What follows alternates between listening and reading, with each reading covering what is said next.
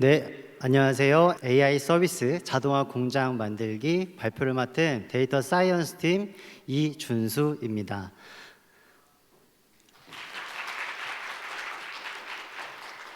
이렇게 늦은 시간까지 자리 지켜주시고 저희 세션에 관심을 가져주셔서 정말 감사합니다. 저희 발표는 오늘 견학 프로그램이라는 컨셉을 잡고 시작을 할 건데요. 지금부터 시작을 해보도록 하겠습니다. 우한 AI 공장에 오신 것을 환영합니다. 우한 AI 공장에서는 우한 형제들의 AI 서비스를 만드는 업무를 하고 있는데요. 데이터 사이언티스트가 모델을 연구 개발하고 생산하고 그리고 운송하는 시스템까지 개발하고 있습니다. 공장의 소개에 앞서 저희의 자랑스러운 직원들을 소개를 해볼까 하는데요. 여기 앞에 서 있는 저는 우한 AI 공장 총괄 엔지니어를 맡고 있고 오늘 하루 견학 프로그램을 담당하게 되었습니다. 뒤에 이어서 생산 라인 담당 엔지니어인 유희수님, 운송 시스템 담당 엔지니어인 임현호님께서 견학 프로그램을 진행해 주실 예정입니다. 저희의 견학 프로그램은 총 40분간 진행될 예정이고 우한 AI 공장의 서비스, 공장 설립의 배경, 그 공장에 대한 이해, 그리고 간략한 성과를 얘기를 할 거고요. 공장 내부로 들어가서 공장 지도를 살펴보면서 공장 내부가 어떻게 되어 있는지 살펴볼 예정입니다. 그리고 나서 엔지니어들의 생생한 현장의 소리를 생산 라인, 운송 시스템에서 각각 살펴볼 예정입니다. 마무리로 Q&A 세션하고 견학 프로그램을 종료하도록 하겠습니다. 저희가 오늘 견학 대상을 크게 세 가지로 분류를 해봤는데요. 첫 번째로 저희와 같이 공장 설립을 고민하는 의사결정자, 두 번째로 AI 서비스를 만들 때 모델을 만드는 데이터 사이언티스트, 그리고 마지막으로 이 모델을 서비스화하는 엔지니어, 이렇게 세 가지 분류를 생각하고 프로그램을 짜봤습니다. 저희가 준비한 이 견학 프로그램을 듣고 좋은 의사결정 그리고 AI 서비스를 만드는데 많은 도움이 되었으면 좋겠습니다. 우한 형제들에서는 AI 서비스가 다양하게 존재를 하는데요. 그 중에서 오늘 두 가지 서비스를 소개해 드릴까 합니다. 첫 번째로 이미지를 분류하는 서비스인데요. 이미지 분류 서비스는 이미지를 입력으로 받아 이 이미지가 어떤 카테고리로 속하는지 분류하는 서비스입니다. 여기 오른쪽과 같이 리뷰 이미지가 있는데요. 사용자들은 배달을 시킨 뒤에 다음과 같이 리뷰를 입력하게 됩니다. 이 리뷰에서 음식과 무관한 선정적인 이미지나 개인정보 이미지를 사전에 검수해 사용자들에게 노출되지 않도록 하는 서비스를 의미합니다. 다음 두 번째 서비스는 메뉴 분류 서비스인데요. 오늘 저녁 메뉴로 나올 것 같은 이 먹음직스러운 낙지 볶음이 있습니다. 이 낙지 볶음의 메뉴 분류는 한식과 볶음입니다. 메뉴 분류 서비스는 메뉴를 입력으로 받아 이 메뉴가 어떤 카테고리에 속하는지 분류하는 서비스를 의미하는데요. 이 분류한 결과는 검색, 카테고리, 서비스에 사용되는 중요한 정보 중에 하나입니다. 이처럼 AI 서비스를 만드는 것은 결코 쉬운 일이 아닙니다. 저희의 공장 설립 배경과 일치하는데요. 다음 이 88%는 어떤 숫자를 의미할까요? 맞습니다. 네, 과제 실패 연관이 있는데요. 한 보고서에 따르면은 AI 서비스를 만드는 프로젝트가 테스트 단계를 넘어서는데 많은 어려움을 겪고 있다고 합니다. 즉, 100가지의 프로젝트가 있을 때 88개의 프로젝트는 테스트 단계를 넘어서는데 어려움이 있는 거죠. 이렇게 어려움을 이해하기 위해서는 다음과 같은 머신러닝 시스템에 대한 이해가 필요한데요. 머신러닝 시스템은 다음과 같이 구성이 되어 있습니다. 컨피규레이션, 데이터 컬렉션, 서빙 인프라스트럭처, 모니터링 등 다양한 구성이 있는데요. 여기 안에 빨간색 네모로 물음표가 되어 있는 것은 바로 ML 코드입니다. ML 코드는 데이터를 입력으로 받아 모델을 생성하는 코드를 의미를 하는데요.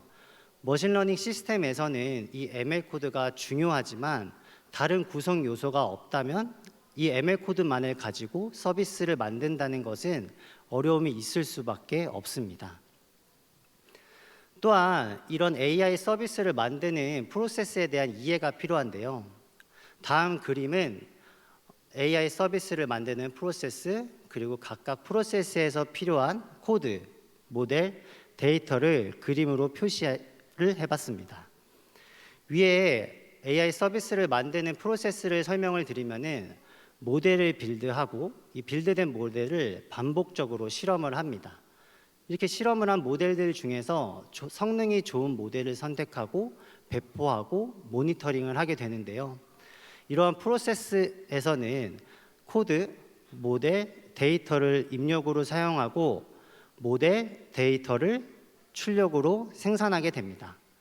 이렇게 생산된 모델과 데이터는 다음 프로세스에서 사용되고 이러한 일련의 프로세스는 일회성이 아니라 데이터, 모델, 코드가 업데이트 될 때마다 반복적으로 사이클이 돌아야 합니다. 이러한 사이클을 머신러닝 라이프 사이클이라고 하는데요. 저희는 이렇게 개발 단계를 넘어 운영까지 배포하는데 머신러닝 시스템 그리고 머신러닝 라이프 사이클이 필요하다고 생각을 했습니다. 그래서 AI 서비스를 정말 잘 만들고 잘 운영하고 데이터 사이언티스트가 만든 모델을 서비스까지 잘 배포하기 위해서 우한 AI 공장이 탄생했습니다. 우한 AI 공장에서는 간략하게 말씀을 드리면은 코드와 데이터를 입력을 받고 AI 서비스를 생산하는 공장으로 이해하시면 되는데요. 앞서 말씀드린 것과 같이 테스트 단계를 넘어서기 위해 저희는 머신러닝 시스템 그리고 머신러닝 라이프 사이클을 이 우한 AI 공장에 녹였다고 이해하시면 될 것 같습니다. 우한 AI 공장은 다음과 같은 협력 업체가 있는데요. 왼쪽부터 설명을 드리면은 서비스에서 데이터를 입수하는 엔지니어링 팀, 그리고 그렇게 입수된 데이터를 처리할 수 있는 플랫폼을 제공하고 있는 데이터 플랫폼, 그리고 그 외에 거버넌스, 인프라, 정보보호와 함께 일을 하고 있습니다. 저희는 이러한 협력 구조를 통해서 AI 서비스 개발자인 사이언티스트, 엔지니어가 우한 AI 공장만으로 AI 서비스를 만들 수 있는 환경을 구축할 수 있었습니다. 공장이라고 하면은 하나의 슬로건 정도는 있어야겠죠. 저희는 속도와 품질은 우리의 자존심이다 라는 슬로건을 걸고 공장을 열심히 운영하고 있습니다.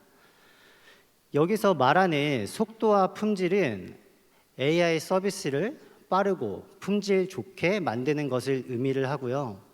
오늘은 속도와 품질 중에 속도에 대한 이야기를 해볼까 합니다. AI 서비스를 빠르게 만든다 하기 위해서는 저희는 사전에 AI 서비스를 만드는 절차의 정의가 필요했어요. 여기서 말하는 절차란 수동으로 하는 모든 절차를 의미를 합니다. 그래서 저희는 총 크게 세 단계로 절차를 정의를 해봤는데요. 첫 번째로 사이언티스트가 모델을 연구 개발하는 절차, 두 번째로 모델을 생산하는 절차, 그리고 마지막으로 이 만들어진 모델을 운송하는 절차, 이렇게 총 세 가지로 절차를 나눠봤습니다. 그 중에 모델 운송의 절차에 대해서 간략하게 소개를 드리면은 앞서 모델 생산에서 만들어진 여러 모델들 중에 모델을 선택하고 모델을 빌드하고 버저닝을 하고 그리고 마지막으로 인프라를 구성하게 되는데요. 이러한 절차들은 매우 많고 복잡합니다. 저희는 이러한 절차들을 자동화를 통해서 간소화를 했고 그 결과 AI 서비스를 만드는 절차 35%를 감소시켰습니다. 이 감소는 연구개발 라인, 그다음 생산 라인, 운송 시스템에서 각각 30%, 68%, 43% 감소해서 올 수 있었습니다. 오늘은 생산 라인과 운송 시스템에 대해서 자세하게 살펴볼 예정입니다. 지금까지 우한 AI 공장의 서비스, 그리고 서비스를 만들면서 우리가 어떤 어려움이 있었고, 그래서 어떤 이유로 공장의 설립이 되었고, 간략하게 성과까지 소개를 드렸습니다. 다음으로는 공장 내부로 들어가서 현장에 있는 엔지니어들의 소개를 들어보도록 하겠습니다. 네, 안녕하세요. 우한 AI 공장에서 생산 라인을 담당하고 있는 엔지니어 유이수입니다. 지금부터는 제가 저희 공장의 내부 구조와 생산 라인에 대해 안내해 드리겠습니다. 지금 앞에 보시는 것이 저희 공장의 내부 지도입니다. 저희 공장은 크게 4가지 파트로 구성이 되어 있습니다. 첫 번째로는 연구 개발 라인입니다. 연구 개발 라인에서는 AI 서비스 개발자들이 데이터 분석 및 지속적인 학습을 통해 모델 생성에 필요한 소스 코드를 작성하고 또 저장합니다. 어느 정도 모델을 생성하기 위한 이러한 코드들이 정립이 되면 다음 단계인 모델 생산 라인으로 넘어갑니다. 모델 생산 라인에서는 이러한 코드들을 활용해 하나의 자동화된 파이프라인을 만듭니다. 이렇게 자동화된 파이프라인을 만들면 AI 서비스의 개발자의 개입 없이도 주기적으로 혹은 특정 니즈에 의해서 모델 재학습이 트리거됩니다. 그리고 이렇게 생성된 모델은 모두 모델 레지스트리에 저장이 됩니다. 세 번째는 모델 운송 시스템입니다. 모델 운송 시스템에서는 모델 레지스트리에 저장되어 있는 모델들 중 특정 모델을 컨테이너라이즈하고 서비스로 배포합니다. 이 과정 또한 저희 공장에서는 모두 자동화되어 있습니다. 마지막으로 검수 시스템에서는 배포된 서비스의 성능을 지속적으로 모니터링합니다. 모니터링하여 모델의 성능이 특정치 이하로 떨어지거나 할 때 그 재학습 파이프라인을 트리거하기도 합니다. 또한 서비스의 인풋과 아웃풋을 모두 피처 스토어에 저장하여 재학습 시의 학습 데이터로 재사용하기도 합니다. 지금까지 저희 공장의 큰 4파트를 알아보았는데요. 이번 세션에서는 모델 생산과 운송 시스템에 대해서 더 자세히 알아보도록 하겠습니다. 먼저 생산 라인입니다. 저희 공장의 생산 라인에는 무수히 많은 컨베이어 벨트들이 존재합니다. 이 컨베이어 벨트 위 제조 공정을 통해 모델이 생산되는데요. 그러한 제조 공정에는 데이터 전처리, 모델 학습, 모델 평가 등의 과정이 들어갈 수 있겠죠. 저희는 이러한 컨베이어 벨트, 즉 파이프라인을 구축하기 위한 워크플로우 엔진으로 에어플로우를 사용하고 있습니다.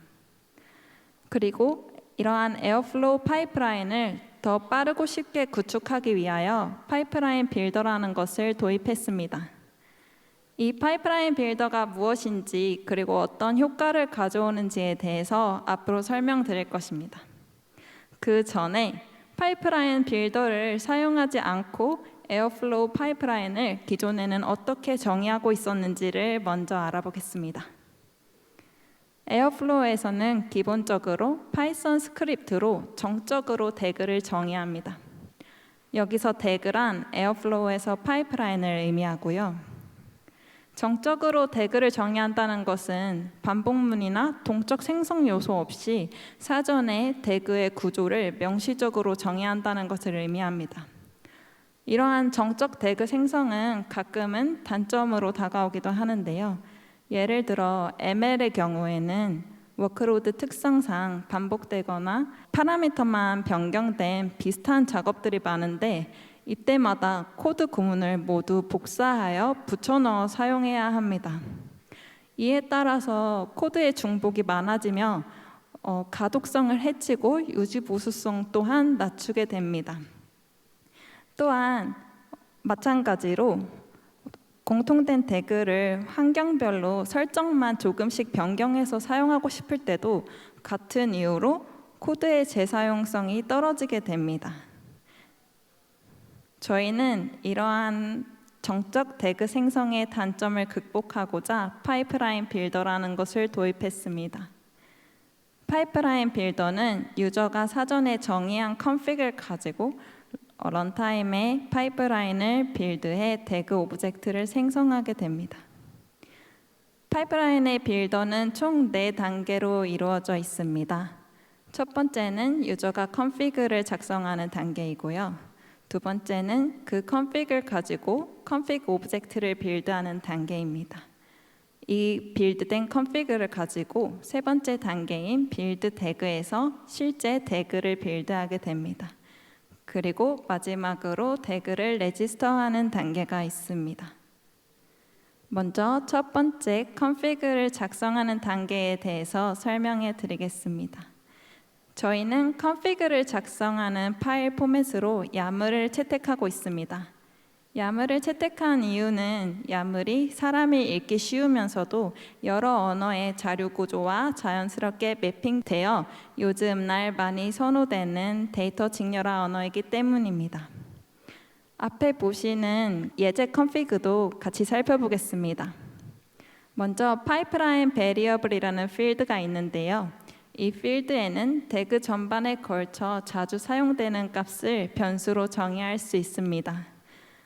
맨 아랫줄에 보시는 것처럼 캐럿 사인과 대괄호를 이용해 이 변수를 사용할 수 있습니다. 그리고 태그와 태스크의 변수를 에어플로우 오브젝트가 아니라 이렇게 간단한 밸류로 넘겨줄 수 있습니다. 이러한 컨피그는 두 가지 종류가 있습니다. 먼저 베이스 컨피그입니다. 베이스 컨피그에는 모든 환경에 걸쳐 공통적으로 정의되는 태그 설정을 입력합니다. 그리고 환경별 컨피그가 있습니다. 이 환경별 컨피그에는 환경별로 달라지는 부분에 대해서만 설정값을 입력합니다. 두 번째 단계인 빌드 컨피그 단계에서는 파이프라인 빌더가 가지고 있는 디폴트 밸류 위에 이 베이스 컨피그를 오버레이하고 또 그 위에 환경별 컨피그를 오버레이합니다. 이렇게 머지된 컨피그를 밸리데이트하고 아까 말씀드린 파이프라인 베리어블을 실제 변수값을 어사인하는 과정을 거쳐 컨피그 오브젝트가 생성됩니다. 아무래도 오버레이 구조에 대한 이해가 조금 어려우실 것 같아서 예시를 준비했습니다. 베타, 스테이지, 프로드 단계마다 사용하는 데이터셋이 다르다고 가정했을 때입니다. 말씀드린 것처럼 베이스에는 모든 환경에 공통적으로 적용될 수 있는 태그 설정값을 입력하고 각각의 베타, 스테이지, 프로드에는 차분만을 입력을 해주면 환경별로 매우 유연한 파이프라인 설계가 가능해집니다. 전 단계에서 빌드된 컨피그 오브젝트를 가지고 이제는 실질적으로 태그를 빌드하는데요. 컨피그를 가지고 에어플로우 태스크를 만들고 태스크 간의 디펜던시를 설정합니다. 그리고 이런 태스크의 집합인 태그 오브젝트를 생성하게 됩니다. 이때 파이프라인 빌더에서 유저가 주입하지 않은 변수나 로직을 이 과정에서 주입할 수 있습니다. 만들어진 태그 오브젝트는 전역 변수에 저장합니다. 이 전역 변수에 저장된 태그 오브젝트를 에어플로우 스케줄러가 주기적으로 임포트해 사용하도록 되어 있습니다. 이렇게 태그를 독적으로 작성했을 때의 효과에 대해서 말씀드리겠습니다. 앞선 예제에서는 비슷하거나 똑같은 작업을 수행할 때 코드 구문을 여러 번 복사 붙여넣기 해 사용해야 해서 가독성이 매우 떨어지고 코드의 정복이 많아진다고 말씀을 드렸는데 여기서는 이렇게 for 프리미티브만 이용하면 실제로 이 작업에 대한 for 루프가 파이프라인 빌더 뒷단에서 동작하면서 유저는 매우 간소화된 파일만 작성하면 되게 변경됩니다. 또한 파이프라인 빌더가 대그를 빌드하는 과정에서 공통 로직을 삽입할 수 있습니다. 저희는 공통 로직의 예로 failure callback을 가져왔는데요. 서비스를 만드는 서비스 개발자들이 이러한 파이프라인이 진행되다가 에러가 발생했을 때 콜백을 직접 넣어주지 않더라도 저희가 빌더단에서 공통적으로 넣어주고 있기 때문에 이에 대해 신경 쓰지 않아도 됩니다. 또한 이런 failure callback 알림을 받는 채널이 변경되더라도 이 로직을 모두 한 곳에서 관리하기 때문에 서비스 개발자들은 역시 신경을 쓸 필요가 없습니다. 앞에 보시는 것은 저희 파일을 저희가 동적 태그를 생성할 때 작성하는 컨피그로 변환해 보신 것인데요. 코드의 양이 현저히 줄었음을 아실 수 있을 겁니다. 이처럼 저희는 동적 태그 생성을 통해 코드의 가독성을 높이고 또 장기적으로는 코드의 유지 보수성 또한 향상시켰습니다. 생산 라인 요약입니다. 저희는 파이프라인을 동적으로 생성할 수 있는 파이프라인 빌더라는 것을 도입했으며 오버레이 기능을 통해 환경별로 유연한 파이프라인 설계가 가능하도록 하였습니다. 또한 파이프라인 공동 모듈 개발을 통해 개발자들이 더 쉽게 파이프라인을 구축할 수 있도록 하였습니다. 그래서 결과적으로 파이프라인 구성 및 배포 절차 68% 감소라는 효과를 얻을 수 있었습니다. 이렇게 파이프라인으로 만들어진 모델은 유저에게까지 어떻게 운송될까요? 그 질문에 대한 답은 여기 계신 현우님께서 말씀해 주시겠습니다. 네, 안녕하세요. 운송 시스템을 담당하고 있는 엔지니어 이면호입니다. 앞서 이수님의 생산 라인을 잘 설명 들으셨나요? 이제부터는 저와 함께 우한 AI 공장의 운송 시스템에 대해 알아보도록 하겠습니다. 저희 운송 시스템은 AI 모델을 사용자가 사용할 수 있도록 서비스화하는 역할을 합니다. 크게 세 가지 단계로 이루어져 있는데요. 먼저 생산 라인에서 만들어진 AI 모델을 포장을 합니다. 그리고 포장을 한 AI 모델을 컨테이너에 적재를 하고 마지막으로 적재된 컨테이너를 각 목적지로 운반하게 됩니다. 이러한 일련의 과정을 저희는 서빙이라고 부르고 있는데요.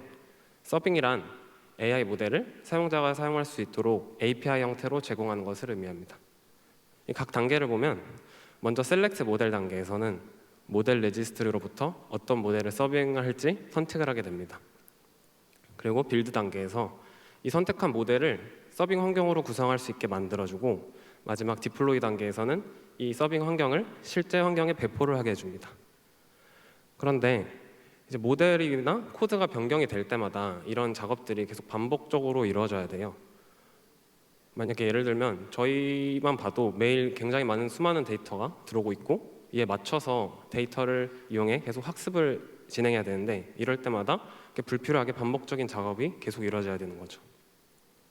그래서 저희는 각 단계를 전부 자동화해서 더 빠르고 정확하게 AI 모델을 서비스로 만들 수 있게 구성했습니다. 각 단계를 살펴보면 먼저 첫 번째로는 모델이나 코드 변경이 있을 때 배포 파이프라인을 실행할 수 있는 트리거 단계가 필요합니다. 그리고 이렇게 파이프라인이 트리거되면 먼저 모델 선택 단계가 이루어지는데요. 저희는 모델 레지스트리를 ML플로우를 이용하고 있는데 저희가 생산 라인에서 학습되는 모델은 전부 모델 레지스트리에 자동으로 저장이 되고 있습니다. 그렇기 때문에 이 단계에서는 저희는 어떤 모델을 사용할지만 선택만 하면 되는 거죠. 이렇게 선택한 모델은 이제 서빙 환경으로 구성을 해야 되는데 이때는 벤토ML을 활용하고 있습니다. 벤토ML은 AI 모델을 어떻게 서빙 환경으로 구성할 수 있을지 쉽게 도와주는 프레임워크이고 특히 ML플로우와 연동이 되게 좋다는 장점이 있습니다. 이렇게 벤토ML을 통해 컨테이너 형태로 만들어주면 이 컨테이너를 도커 레지스트리로 푸시를 하게 됩니다. 그리고 마지막 단계에서 그 푸시된 컨테이너를 실제 쿠버네티스 환경에 배포를 해서 사용자가 사용할 수 있게 됩니다. 이 각 네 가지 단계는 크게 두 가지로 나눠볼 수 있는데요. 먼저 앞에 세 단계는 긴랩 CI를 이용해 환경을 구성했고 마지막 4단계는 아르고 CD를 이용해서 환경을 구성했습니다. 이 각각의 CI/CD 환경은 먼저 한번 살펴보고 넘어가도록 하겠습니다. 먼저 왼쪽에 보이시는 CI는 Continuous Integration이라는 뜻으로 코드 변경이 있을 때마다 테스트, 밸리데이션, 그리고 빌드 이런 작업들이 자동으로 이루어지는 환경을 뜻해요. 저희는 레포지토리를 깃랩으로 사용하고 있어서 여기서 제공하는 깃랩 CI를 활용하고 있습니다. 그리고 우측의 CD는 Continuous Deployment로 어떤 서빙 환경이 변화될 때마다 실제 운영 환경까지 자동으로 배포되는 것을 뜻합니다.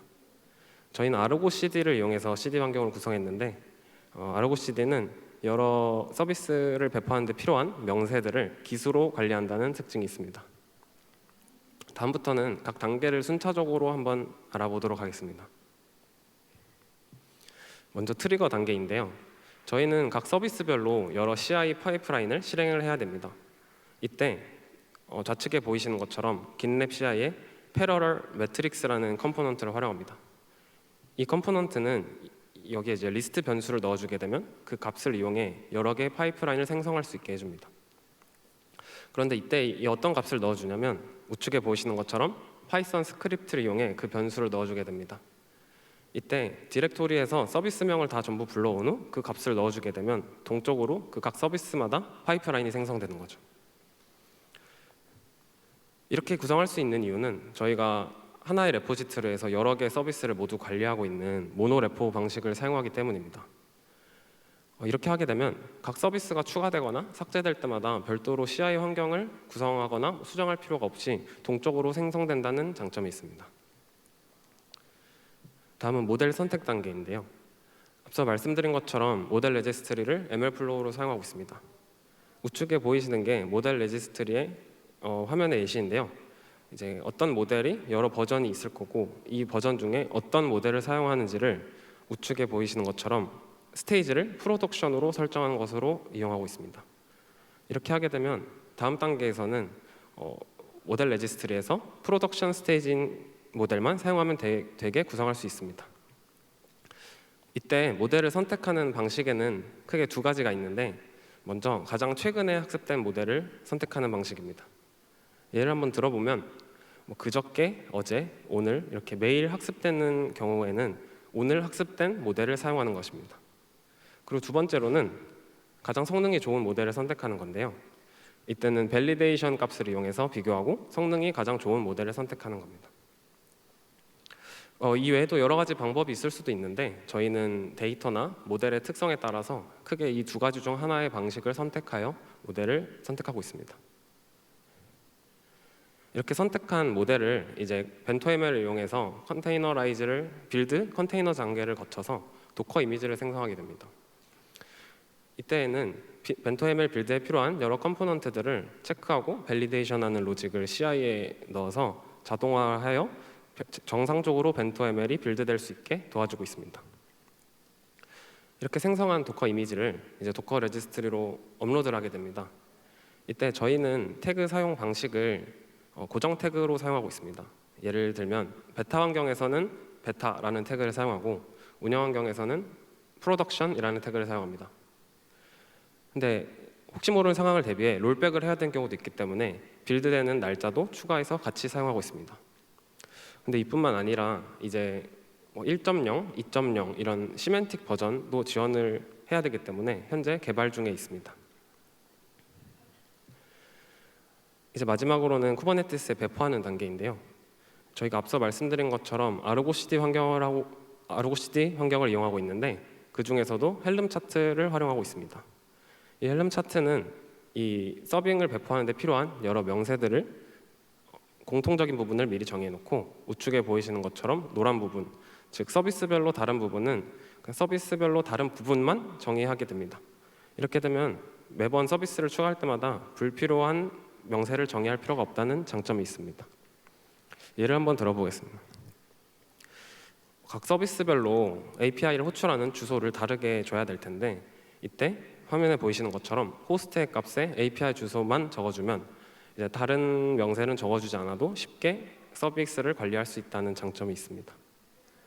근데 이제 이뿐만 아니라 각 서비스별로 다른 것뿐만 아니라 같은 서비스에서도 예를 들어 베타 환경에서는 CPU를 1, 메모리를 2기가 이런 식으로 리소스를 주고 싶고, 운영 환경에서는 CPU를 2, 메모리를 4기가 이렇게 주고 싶은 경우에는 다른 부분만 정의해주면 나머지는 상관 쓰지 않아도 쉽게 관리를 할 수 있는 겁니다. 그리고 이제 이렇게 배포한 서비스를 쿠버네티스 노드에 어디에 띄울지를 선택해야 되는데, 이때는 데이터 플랫폼 팀에서 구성해주신 카펜터를 활용하고 있습니다. 카펜터는 제가 원하는 리소스만큼 부족하다면 노드를 새로 생성하고, 만약에 리소스가 충분해서 노드가 더 필요 없으면 자동으로 삭제를 해주게 됩니다. 이를 통해서 저희 서빙 환경은 자원을 효율적으로 사용할 수 있다는 장점이 있습니다. 게다가 뿐만 아니라 서비스별로 배포하는 환경을 다르게 주고 싶을 때도 있는데요. 예를 들면 어떤 서비스는 CPU 환경에 배포를 하고 싶고 어떤 서비스는 GPU 환경에 배포하고 싶다고 가정했을 때, 저희는 카펜터의 프로비저너 기능을 이용해서 좌측에 보시는 것처럼 노드 셀렉터에 서비스 타입을 GPU로만 설정해주면 미리 설정해준 프로비전에 의해서 이 서비스는 GPU 환경에 배포가 되게 됩니다. 마지막으로 어떻게 자동 배포를 구성했는지 알아볼 건데요. 이때는 아르고 CD의 이미지 업데이터라는 플러그인을 사용했습니다.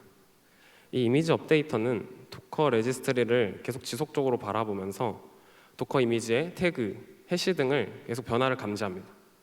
만약에 변화가 감지 있는 경우에는 실제로 배포한 환경에 서비스를 재배포하게 됩니다. 이렇게 앞에 세 단계에서는 GitLab CI 환경을 통해서 도커 레지스트리로 도커 이미지를 업로드하게 되고, 마지막 4단계에서 이미지 업데이트를 이용해 이 도커 이미지가 변경났을 경우 자동으로 배포하는 식으로 환경을 구성했습니다. 여태까지는 이제 어떻게 환경을 구성했는지에 대해 알아보았고, 이제 이 환경을 실제로 어떻게 적용할 수 있는지 알아보도록 하겠습니다. 앞서 말씀드린 것처럼 모델이나 코드가 변경이 있을 때마다 계속 이 서빙 파이프라인을 재실행하게 됩니다. 먼저 모델 변경의 경우에는 단계 중 2단계인 모델 선택 단계부터 재실행을 하게 됩니다. 그리고 코드 변경인 경우에는 모델에는 변화가 없기 때문에 그 다음 단계인 3단계부터 실행하게 됩니다. 이 각각을 한번 자세히 알아보겠습니다. 먼저 모델 변경의 경우에는 에어플로우 대그에 태스크를 추가하는 형태로 관리하고 있습니다. 저희는 파이프라인 빌더에 트리거 오퍼레이터하는 것을 생성해 두었는데요. 이를 트레인 태스크 뒤에 연결하게 됩니다. 이렇게 되면 매번 학습이 있을 때마다 트리거 오퍼레이터를 통해서 모델 선택 파이프라인을 실행하게 됩니다. 그리고 두 번째로 우측에 보시면 코드 변경의 경우입니다. 이때는 조금 더 단순한 경우인데요. GitLab CI에 Rules Changes라는 컴포넌트를 활용하고 있습니다. 저희는 각 서비스별로 서빙 디렉토리를 따로 관리하고 있는데, 이제 이 하위에 파일이 변경이 있을 경우에만 해당 파이프라인이 실행되게 됩니다. 그래서 이 두 가지의 작업을 통해서 모델 변경, 코드 변경이 있을 때마다 배포까지 자동으로 될 수 있음을 확인했습니다. 그래서 운송 시스템을 요약해보면 크게 세 가지로 나눌 수 있는데요. 먼저 처음에 CI 파이프라인을 동적으로 생성해 매번 CI 환경을 구성하고 수정하는 절차를 줄일 수 있게 되었습니다. 그리고 두 번째로는 CI 환경을 구성해서 모델 선택부터 컨테이너라이즈, 도커 이미지 업로드까지 여러 절차들을 간소화시킬 수 있었습니다. 그리고 마지막으로 CD 환경에서는 이런 변화가 있을 때마다 배포하는 단계를 줄여서 총 세 가지의 작업을 자동화하게 되어 저희는 서빙 환경 구성하고 배포하는 데 절차를 총 43% 감소할 수 있게 되었습니다. 이를 통해서 아까 처음에 말씀드렸던 것처럼 더 빠르고 더 정확한 모델을 서비스화할 수 있게 되었습니다. 여기까지 오늘 우한 AI 공장에 대해 알아보았는데 어떠셨나요? 저희는 오늘 AI 모델을 서비스화하는 데까지 굉장히 많은 어려움이 있고, 이 어려움을 해결하기 위해 우한 AI 공장의 필요성을 알게 되었습니다. 그리고 이 우한 AI 공장을 적용함으로써 AI 서비스를 빠르게 만들고 모델 개발에만 집중해서 더 서비스 생산성을 향상시킬 수 있다는 것을 알게 되었습니다. 그리고 우한 AI 공장의 내부를 견학하여 생산 라인에서는 AI 모델을 만들고 모델 운송 시스템에서는 그 만들어진 AI 모델을 어떻게 고객에게 서비스까지 되는지 알아보았습니다. 저희의 목표는 결과적으로 AI 서비스를 만드는 절차 수를 줄이는 데 있습니다. 현재 저희는 목표를 28개의 절차로 줄이려고 목표를 잡고 있는데 현재는 약 38개의 절차로 달성률이 67% 정도 되고 있습니다. 이 달성률이 100%가 될 때까지 우한 AI 공장은 끊임없이 멈추지 않을 테니 관심과 격려해 주시면 감사하겠습니다. 네, 이상으로 오늘 우한 AI 공장의 견학 프로그램을 마치도록 하겠습니다. 감사합니다.